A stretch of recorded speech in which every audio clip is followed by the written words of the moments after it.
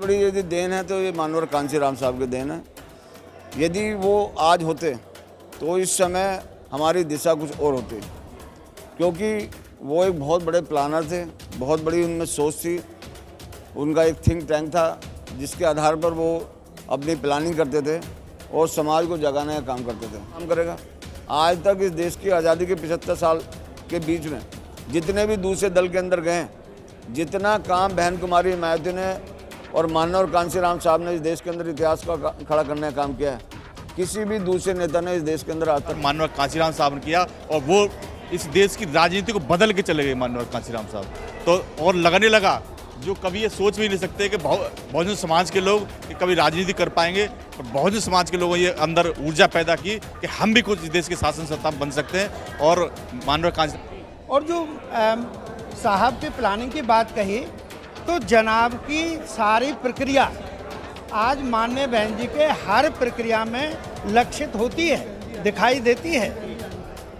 इस तरीके से करके कहीं कोई दिक्कत नहीं है। नमो बुद्धाय। मिलेंद्र गौतम। आज मैं आया हूँ दिल्ली के 12 रकाबगंज रोड पे हूँ और आपको मैं बता दूँ कि आज कांशीराम साहब का बहुजन समाज पार्टी के नायक थे, संस्थापक थे कांशीराम साहब। उनका आज 17वां परिनिर्वाण दिवस है। कांशीराम साहब की आप एक भव्य मूर्ति यहाँ देख ही रहे हैं, साथ में बाबा साहब और बहन कुमारी मायावती जी भी हैं। और आपको बता दूं यहाँ हर साल इनका जन्मदिन और परिनिर्वाण दिवस जो है और भी कुछ फंक्शन यहाँ पर होते रहते हैं।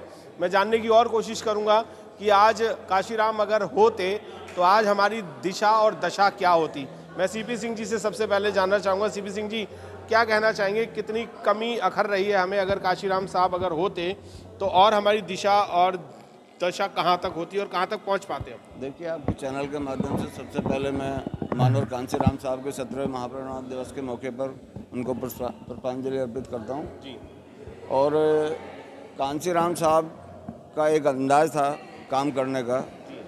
उन्होंने इस चौथी कौम को जगाने का काम किया। और जो लोग कहते थे कि हो सकता नहीं, कि बाबा साहब के मूवमेंट से हम लोग ना कौंसल जी सकते हैं, ना विधायक बन सकते हैं, ना एमपी बन सकते हैं, मुख्यमंत्री प्रधानमंत्री ख्वाब ही छोड़ दो, तब कांशीराम साहब ने कहा हो सकता है। और उन्होंने इस दबे कुचले समाज में जिसको सदियों से दबाया गया था, उस समाज के अंदर ऐसी ललक, ऐसी चाहत पैदा की कि हर आदमी के दिमाग में ये बात आई कि हम इस देश के अंदर राजा बने। और ये सबसे बड़ी यदि देन है तो ये मानवर कांशीराम साहब के देन है। यदि वो आज होते तो इस समय हमारी दिशा कुछ और होती, क्योंकि वो एक बहुत बड़े प्लानर थे, बहुत बड़ी उनमें सोच थी। उनका एक थिंक टैंक था जिसके आधार पर वो अपनी प्लानिंग करते थे और समाज को जगाने का काम करते थे। मगर दुर्भाग्य कि हमारे जितने भी महापुरुष हुए हैं वो कम समय में हमारे बीच से गए हैं। मानवर कांशीराम साहब को डायबिटिक पेशेंट थे और वो उनको ब्रेन स्ट्रोक हुआ, जबकि अभी तक उनके जो समकालीन नेता हैं वो आज भी उनके यहाँ पर मौजूद हैं, इस धरती पर हैं। मगर क्योंकि उन्होंने बड़ा हार्ड वर्क किया है, इसलिए मतलब जो ना समय से पहले मतलब ये हादसे हुए। मगर आज समाज ऐसे चौराहे पे खड़ा है कि जहाँ से समाज को जगाना पड़ेगा और जागना पड़ेगा, क्योंकि समाज की भी उतनी नेतृत्व जिम्मेदारी बनती है जितने लोग नेतृत्व कर रहे हैं। क्योंकि समाज ने सबसे पहले बिगना शुरू किया है और अपने महापुरुषों की बात को मानना बंद किया है।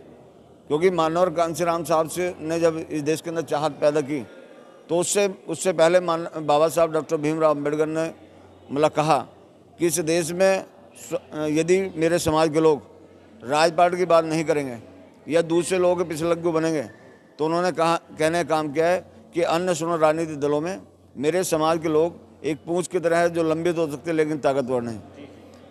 और दूसरे दलों में जाकर इस समाज को यदि उन्होंने बेचने का काम किया तो उनका यहाँ अपमान होने का भी काम किया। जैसे दिल्ली देश की राजधानी में अभी ताज़ा उदाहरण है कि राजेंद्र पाल यहाँ एक मंत्री यहाँ की सरकार में था, उन्होंने बाबा साहब की 22 प्रतिज्ञा पढ़ी और हमारे लोग बड़े खुश हो रहे थे कि भाई ये आदमी बाबा साहब की फ़ोटो पीछे लगाकर मतलब जो ना बाबा साहब को मानने वाला आदमी है। मगर जब बाबा साहब की 22 प्रतिज्ञा पढ़ी तो कान पकड़ कर उसको जो है ना पद से नीचे कर दिया गया। तो दूसरे दलों में यदि हम लोग जाकर राजनीति करेंगे, और हमारे समाज के लोग भी बोलते हैं कि कोई बात नहीं, आदमी तो अपना ही है, यदि उस पार्टी में भी चला गया तो कौन सी दिक्कत की बात है, वहाँ जाकर हमारे समाज का काम करेगा। आज तक इस देश की आज़ादी के 75 साल के बीच में जितने भी दूसरे दल के अंदर गए, जितना काम बहन कुमारी हिमायती ने और माननीय कांशीराम साहब ने इस देश के अंदर इतिहास का खड़ा करने का काम किया है, किसी भी दूसरे नेता ने इस देश के अंदर आज तक करने का काम नहीं किया। तो इसलिए मेरा मानना है कि कांशीराम साहब की सोच के आधार पर यदि हम लोग चलेंगे तो तब हमारे समाज का उद्धार हो सकता है। बिल्कुल, कांशीराम साहब की सोच पर अगर हम चलेंगे तभी हमारा उद्धार हो सकता है। और ये बात बिल्कुल सही थी कि वो एक प्लानर थे, कहें तो एक बिल्डर थे कि वो बिल्डिंग बनाया करते थे और एक बढ़िया बिल्डिंग बनाते थे, और उसी की वजह से आज बहुजन समाज पार्टी खड़ी हुई है और जो SC ST जो है वो खुल के कह सकता है कि हमारी एक पार्टी है। क्या ये बात सही है? बिल्कुल कह सकता है, और ये बिल्कुल सही बात है।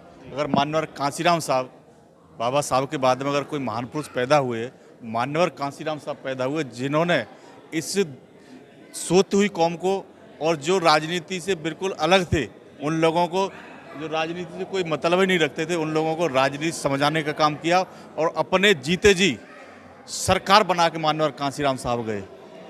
और उनके बाद में आदरणीय बहन जी के नेतृत्व में भी 2007 की जो गवर्नमेंट बनी, 2000 से 12 तक की पूर्ण बहुमत गवर्नमेंट बनी, तो इस देश के सोती हुई कौम को जगाने का माननीय कांशीराम साहब ने किया, और वो इस देश की राजनीति को बदल के चले गए माननीय कांशीराम साहब।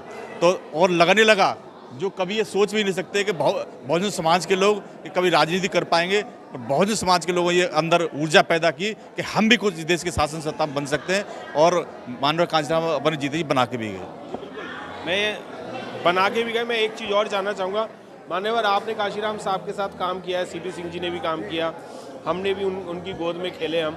क्या अगर कांशीराम साहब का जो प्लान था, जो उनका एक प्लान चलता था, उस प्लान पे नेता लोग जो हैं, कार्यकर्ता जो हैं, वो तो इम्प्लीमेंट कर रहे हैं, क्या अगर जनता भी अगर इम्प्लीमेंट करने लग जाए तो सरकार कितने दिन में बन जाएगी? देखिएगा, मान्यवर कांशीराम साहब ने जो काम किया, और अभी मेरे माननीय प्रभारी जी ने भी आपको जिक्र किया कि मुझे तो वो नारा लगा देना चाहिए था कि कांशीराम तुम्हारी नेक कमाई, तुमने सोती कौम जगाई। और जो आपने कहा है, समाज जागरूक है अभी, और जो आज का माहौल है, राजनीतिक परिवेश है भारत का, उसमें और ज़्यादा ज़रूरत है कि हम समाज में और ज़्यादा जाएं, और जा रहे हैं। और जो साहब की प्लानिंग की बात कही, तो जनाब की सारी प्रक्रिया आज माननीय बहन जी के हर प्रक्रिया में लक्षित होती है, दिखाई देती है। इस तरीके से करके कहीं कोई दिक्कत नहीं है। समाज में हम लोग जा रहे हैं, मेरे प्रभारी महोदय जा रहे हैं, अध्यक्ष महोदय जा रहे हैं, हमारी टीम भी ज़बरदस्त है, मजबूत है दिल्ली में टीम।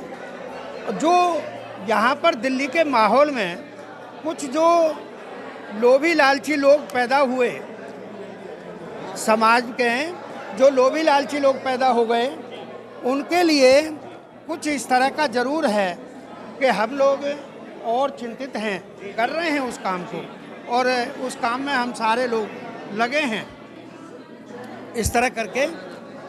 और यदि आपको कुछ जानना है तो बताइएगा। मैं यही जानना चाह रहा था कि अगर सारे लोग भी अगर लग जाएं इसी मुहिम में, तो सरकार तो शायद 2024 में ही हमारी बन जाएगी। और हाँ, बिल्कुल बिल्कुल बिल्कुल संभव है।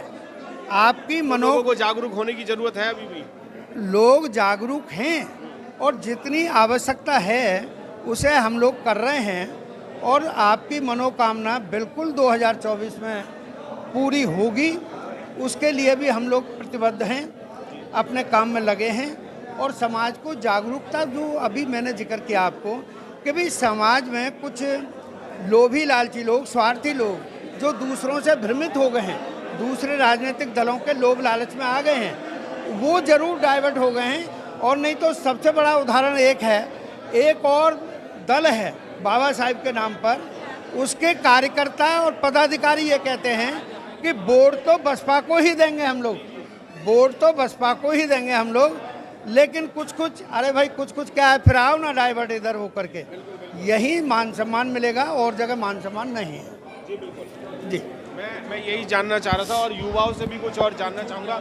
मैं इधर की तरफ लेके चलता हूँ क्योंकि यहाँ पर सब लोग काशीराम साहब को नमन कर रहे हैं। इधर की साइड मैं लेके चलता हूँ, आपको दिखाता हूँ कि यहाँ पर पुरुष भी हैं, महिलाएं भी हैं, बहुत सारे लोग यहाँ पर पहुँचे हुए हैं। और मैं बता दूँ कि आपने ये जो सीन देखा है, ये साहू जी महाराज हैं, ज्योतिबा फूले हैं, बहन कुमारी मायावती जी हैं, बाबा साहब हैं और काशीराम साहब हैं। मैं आपको बता दूँ काशीराम साहब के अगर पैटर्न पे सब लोग चल दिए तो जितने ये एट्रोसिटी हो रही हैं ये कोई भी एट्रोसिटी नहीं होगी और ये किसी भी तरीके से हम लोगों को दबा नहीं सकते अगर हम लोग एक हो जाएं तो।